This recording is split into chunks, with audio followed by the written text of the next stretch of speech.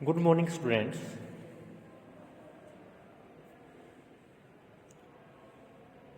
लोकतांत्रिक राजनीति भाग 1 के अध्याय 4 संस्थाओं का कामकाज के अंतर्गत आज का हमारा विषय है लोकसभा बनाम राज्यसभा कि लोकसभा और राज्यसभा में क्या अंतर है। ये दोनों ही क्या है, संसद के सदन है, तो इनमें क्या अंतर है उसके विषय में हम जानने का प्रयास करते हैं। दोनों सदनों में अधिक प्रभावशाली कौन है? कौन सा जो सदन है वो सबसे प्रभावशाली है? राज्यसभा को कभी कभी अपर हाउस और लोकसभा को लोअर हाउस कहा जाता है, याद करेंगे। राज्यसभा को अपर हाउस और लोकसभा को लोअर हाउस कहा जाता है। इसका मतलब यह नहीं है कि राज्यसभा लोकसभा से ज़्यादा प्रभावशाली होती है। यह महज बोलचाल की पुरानी शैली है और हमारे संविधान में यह भाषा इस्तेमाल नहीं की गई है। तो यही कारण है कि जो लोकसभा है उसको लोअर हाउस और जो राज्यसभा है उसको अपर हाउस कहा जाता है। आगे देखते हैं कि हमारे संविधान में राज्यों के संबंध में राज्यसभा को कुछ विशेष अधिकार दिए गए हैं, लेकिन अधिकतर मसलों पर सर्वोच्च अधिकार लोकसभा के पास ही होते हैं। तो लोकसभा राज्यसभा से किस प्रकार शक्तिशाली होती है, तो उसमें कुछ उदाहरण देकर के आपको समझाया गया है। किसी भी सामान्य कानून को पारित करने के लिए दोनों सदनों की जरूरत होती है। कोई भी साधारण जो विधेयक होता है तो उसको पारित करने के लिए पहले वो लोकसभा में पेश किया जाएगा। लोकसभा में अगर वो आधे से अधिक बहुमत से वो पास हो जाता है तो उसके बाद वो फिर राज्यसभा में जाएगा। राज्यसभा में अगर वो आधे से अधिक बहुमत से पास हो जाता है तो उसके बाद वो राष्ट्रपति के पास जाएगा। राष्ट्रपति उसको एक बार उसको वापस भेज सकता है और फिर वही प्रक्रिया लोकसभा, राज्यसभा और फिर राष्ट्रपति के पास जाता है। तो राष्ट्रपति को उसके ऊपर सिग्नेचर करने पड़ते हैं, अपनी जो अनुमति है वो देनी पड़ती है। इस प्रकार कोई भी जो साधारण विधेयक है वो कानून का रूप ले लेता है या कानून बन जाता है। अब देखिए, लेकिन अगर दोनों सदनों के बीच कोई मतभेद हो तो अंतिम फैसला दोनों के संयुक्त अधिवेशन में किया जाता है। अब कोई भी कानून अगर पारित करना है, अगर किसी विधेयक को लेकर के दोनों सदनों में लोकसभा और राज्यसभा में कोई विवाद हो तो दोनों सदनों की एक संयुक्त बैठक बुलाई जाती है।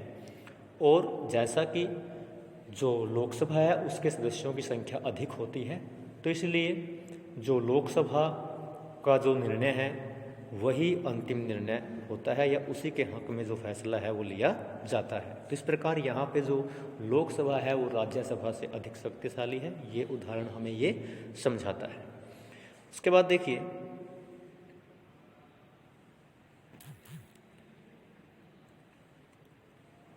दूसरा क्या है कि लोकसभा पैसे के मामलों में अधिक अधिकारों का प्रयोग करती है। तो ये है हमारा धन विधेयक। तो धन विधेयक क्या होता है? धन विधेयक जो सबसे पहले लोकसभा में पेश किया जाता है। लोकसभा में सरकार का बजट या पैसे से संबंधित कोई कानून अगर पारित हो जाए तो राज्यसभा उसे खारिज नहीं कर सकती। अगर कोई भी धन विधेयक है वो सबसे पहले लोकसभा में पारित किया जाएगा, पेश किया जाएगा, उसके बाद वहाँ से अगर वो पास हो जाता है तो उसको राज्यसभा में वो जाता है। तो राज्यसभा उसको खारिज नहीं कर सकती। राज्यसभा उसे पारित करने में केवल 14 दिनों की देरी कर सकती है। केवल 14 दिन तक वो अपने पास उसको रख सकती है, देरी कर सकती है, या उसमें संशोधन के लिए सुझाव दे सकती है। और लोकसभा उसके अंदर कोई संशोधन या बदलाव करे या ना करे ये लोकसभा का अधिकार है। लेकिन अगर 14 दिन तक क्या है, राज्यसभा किसी भी विधेयक को अपने पास रखती है, जो धन संबंधी विधेयक है उनको अपने पास रखती है, तो वो ऑटोमेटिक क्या है, वो वहाँ से पास हो जाएगा और राष्ट्रपति के पास सिग्नेचर के लिए जाएगा। तो वहाँ से सिग्नेचर होने के बाद क्या है, वो कानून बन जाता है। तो ये तीसरा ऐसी शक्ति है जो केवल लोकसभा के ऊपर है, जो ये साबित करती है कि लोकसभा राज्यसभा से ज़्यादा शक्तिशाली होती है। उसके बाद देखिए, कि सबसे बड़ी बात तो यह है कि लोकसभा मंत्री परिषद को नियंत्रित करती है। सिर्फ वही व्यक्ति प्रधानमंत्री बन सकता है जिसे लोकसभा में बहुमत हासिल हो। जिस व्यक्ति या जिस पार्टी के वो अत्यधिक जो सदस्य हैं वो लोकसभा में जीत करके गए हो और उनकी संख्या अधिक है, तो वो लोग क्या करेंगे, अपने एक मुखिया का चुनाव करेंगे और उसको प्रधानमंत्री कहा जाता है। अगर आधे से अधिक लोकसभा सदस्य यह कह दें कि उन्हें मंत्री परिषद पर विश्वास नहीं है, तो प्रधानमंत्री समेत सभी मंत्रियों को पद छोड़ना पड़ेगा। राज्यसभा को यह अधिकार हासिल नहीं है। तो अविश्वास प्रस्ताव, लोकसभा का कोई भी सदस्य अगर लोकसभा में एक प्रस्ताव पेश कर दे जिसको अविश्वास प्रस्ताव कहा जाता है कि हमें इस मौजूदा सरकार पर विश्वास नहीं है या ये सही तरीके से काम नहीं कर रही है, अगर ये प्रस्ताव लोकसभा में आधे से अधिक सदस्य अगर इसके पक्ष में हो जाएं और ये कह दे कि हमें क्या है, इस मौजूदा सरकार के ऊपर विश्वास नहीं है, तो उस सरकार में जो प्रधानमंत्री है, प्रधानमंत्री के साथ साथ जो उसके सभी विभागों के जो मंत्री हैं उन सबको क्या है, अपना जो पद है वो छोड़ना पड़ेगा। लेकिन राज्यसभा को यह अधिकार नहीं है। उसके बाद देखते हैं कि जो राजनीतिक कार्यपालिका क्या होती है। क्या आपको उस सरकारी आदेश की कहानी याद है जिसे हमने इस अध्याय की शुरुआत की थी?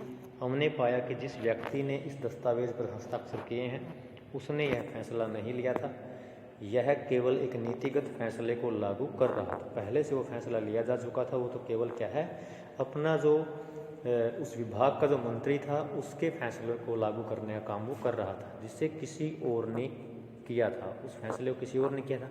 हमने यह फैसला करने में प्रधानमंत्री की भूमिका देखी, लेकिन हम यह भी जानते हैं कि अगर उन्हें लोकसभा का समर्थन नहीं होता, तो लोकसभा के सदस्य अगर उनके फैसले के समर्थन में नहीं होते तो ये फैसला नहीं हो सकता था। इस अर्थ में वे सिर्फ संसद की मर्जी को लागू कर रहे थे। तो संसद में जो पास हुआ तो उसको वो लागू कर रहे थे, अकेला प्रधानमंत्री यहाँ पे कुछ नहीं कर सकता था। इसी तरह किसी भी सरकार के विभिन्न सत्रों पर हमें ऐसे अधिकारी मिलते हैं जो रोज़मर्रा के फैसले करते हैं, लेकिन यह नहीं कहा जा सकता कि वे जनता के द्वारा किए गए सबसे बड़े अधिकारों का इस रूप में इस्तेमाल कर रहे हैं। इन सभी अधिकारों को सामूहिक रूप से कार्यपालिका अधिकारियों को कार्यपालिका कहा जाता है। कार्यपालिका क्या होता है, जो फैसले लिए गए हैं उन फैसलों को लागू करने वाला जो अधिकारी होता है उनको कार्यपालिका कहा जाता है। सरकार की नीतियों को कार्य रूप देने के कारण सरकार ने जो नीतियां बनाई, जो कानून बनाए हैं, उनको कार्य रूप यानी उनको लागू करने का जो काम है वो किसका होता है, कार्यपालिका का होता है। इस तरह जब हम सरकार के बारे में बात करते हैं तो हमारा तात्पर्य आमतौर पर कार्यपालिका से ही होता है। तो सरकार क्या है, वो कार्यपालिका के रूप में काम करती है। तो ये कार्यपालिका जो है वो दो प्रकार की होती है, एक होता है राजनैतिक कार्यपालिका और दूसरा होता है स्थायी कार्यपालिका। तो ये जो प्रश्न है वो मोस्ट इम्पोर्टेंट है कि राजनीतिक कार्यपालिका से आप क्या समझते हैं या जो स्थायी कार्यपालिका है उससे आप क्या समझते हैं और दोनों के बीच में क्या अंतर है। किसी लोकतांत्रिक देश में कार्यपालिका के दो हिस्से होते हैं। जनता द्वारा खास अवधि तक के लिए निर्वाचित लोगों को राजनीतिक कार्यपालिका कहते हैं। जिनको जनता अपने वोट के अधिकार के द्वारा चुनती है उनको राजनीतिक कार्यपालिका कहा जाता है। कि हमारे यहाँ पर जितने भी नेता हैं, मंत्री हैं, उनका चुनाव 5 वर्ष के लिए जनता करती है अपनी वोट के अधिकार का प्रयोग करके, इसलिए उनको राजनीतिक कार्यपालिका कहा जाता है। और क्या है कि ये राजनीतिक व्यक्ति होते हैं जो बड़े फैसले करते हैं, दूसरी ओर लंबे समय के लिए नियुक्त किया जाता है। जो दूसरे जो हैं जिनको हम बोलते हैं स्थायी कार्यपालिका, उनको लंबे समय के लिए नियुक्त किया जाता है। ये सारे के सारे क्या होते हैं, सरकारी अधिकारी होते हैं। उन्हें स्थायी कार्यपालिका या प्रशासनिक सेवक भी कहते हैं। तो ऐसे लोग हैं जो कोई ना कोई एंट्रेंस एग्ज़ाम दे करके, वो कोई परीक्षा पास करके या बहुत अधिक उन्होंने पढ़ाई की होती है, तो वो बड़े अधिकारी होते हैं जो IAS IPS ऑफिसर हैं, है ना। तो वो क्या करते हैं, देश का शासन चलाने में जो मंत्री हैं उनकी सहायता करते हैं, तो उनको स्थायी कार्यपालक कहा जाता है। लोक सेवाओं में काम करने वाले लोगों को सिविल सर्वेंट या नौकरशाह कहते हैं, तो इनको सिविल सर्वेंट या नौकरशाह भी कहा जाता है। वे सत्ताधारी पार्टी के बदलने के बावजूद अपने पदों पर बने रहते हैं कि सरकार अगर 5 साल के बाद सरकार है, वो मंत्री है, वो बदल जाएगा, लेकिन ये लोग क्या है, ये अपना पूरा जो अपनी जो नौकरी है वो करने के बाद केवल रिटायर होते हैं, रिटायरमेंट इनको मिलती है। तो ये लगभग आपका क्या है 58 या 60 वर्ष तक क्या करते हैं, अपने कार्य जो स्थान है उस पर बने रहते हैं। और इस प्रकार क्या होता है, ये जो स्थायी और राजनीतिक कार्यपालिका के बीच में जो अंतर है वो आपको समझ में आ गया होगा। उसके बाद देखते हैं कि और क्या क्या क्या है। ये अधिकारी राजनीतिक कार्यपालिका के तहत काम करते हैं, जो यानी जो हमारे स्थायी कार्यपालक हैं वो राजनीतिक जो कार्यपालिका या मंत्री हैं उनके नीचे काम करते हैं और रोज़मर्रा के प्रशासन में उनकी सहायता करते हैं। क्या आप कार्यालय ज्ञापन के मसले में राजनीतिक और गैर राजनीतिक कार्यपालिका की भूमिका बता सकते हैं? आप पूछ सकते हैं कि राजनीतिक कार्यपालक और गैर राजनीतिक कार्यपालक से ज़्यादा अधिकार क्यों होते हैं, कि ऐसा क्यों होता है कि जो गैर राजनीतिक जो कार्यपालक हैं उनसे ज़्यादा अधिकार किसको होते हैं, राजनीतिक कार्यपालक को होते हैं, जबकि वो मंत्री वगैरह है जो वो ज़्यादा पढ़े लिखे भी नहीं होते, तो उनके पास अधिक अधिकार होने का कारण क्या है? मंत्री किसी नौकरशाह से ज़्यादा प्रभावशाली क्यों होता है? नौकरशाह अमूमन अधिक शिक्षित होता है, कि जो नौकरशाह है, कोई भी अगर कोई गवर्नमेंट एम्प्लॉय है, वो क्या होता है, नेताओं से भी ज़्यादा जो शिक्षित है वो होता है, उनका शिक्षा का स्तर उनसे काफ़ी ऊंचा होता है और वो अपने अपने क्षेत्र के क्या होते हैं, उनको अपने क्षेत्र का पूरा अनुभव होता है। और नौकरशाह अमूमन अधिक शिक्षित होता है और उसे विषय की अधिक महारत और जानकारी होती है। वित्त मंत्रालय में काम करने वाले सलाहकारों को अर्थशास्त्र की जानकारी वित्त मंत्री से ज़्यादा हो सकती है। जो वित्त मंत्री बना है, फाइनेंशियल जो मिनिस्टर है, उससे ज़्यादा जानकारी वहाँ पर काम करने वाले जो अधिकारी हैं उनको उससे ज़्यादा जानकारी हो सकती है, लेकिन फिर भी जो फैसले हैं वो किसके चलते हैं, कि जो मंत्री हैं उसके चलते हैं, यानी जो राजनीतिक कार्यपालक हैं उसके चलते हैं।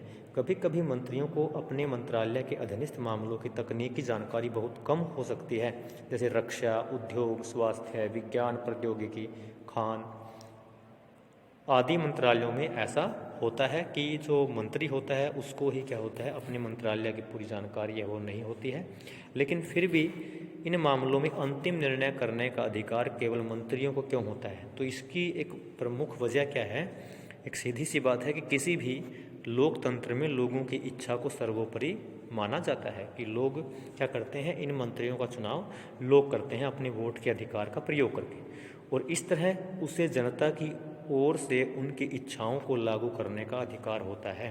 तो क्योंकि हमारा जो देश है वो लोकतंत्र है, यहाँ पर जनता का शासन है, तो जनता के द्वारा जो चुने गए जो लोग हैं वही क्या है, सर्वोपरि है। जनता यहाँ पे क्या है, सर्वोपरि है। इसलिए जो राजनीतिक जो कार्यपालक होता है उनका जो ओहदा है या उनका जो पद है वो स्थायी कार्यपालक से ऊपर होता है, और वो स्थायी कार्यपालक को क्या देता है, आदेश देता है। वह अपने फैसले के नतीजे के लिए लोगों के प्रति जिम्मेदार होता है। अगर कोई फैसला अगर गलत लिया जाए तो लोगों को जवाब देने का जो काम है वो किसका होता है, केवल राजनीतिक कार्यपालक या मंत्री का होता है। उसमें कोई जो स्थायी जो कार्यपालक है, कोई अधिकारी है, वो लोगों के प्रति जवाबदेह नहीं होता है। इसी वजह से मंत्री ही सारे फैसले करता है, क्योंकि जनता ने उसको चुना है और सरकार क्या है, जनता के प्रति जवाबदेह होती है। इसलिए जनता को जवाब देने का काम किसका होता है, मंत्री का होता है। कोई अधिकारी जनता को जवाब नहीं देता है, ना ही उसका ये काम होता है। तो इसलिए ये अधिकतर जो फैसले लेने का जो अधिकार है वो किसके पास होता है, जो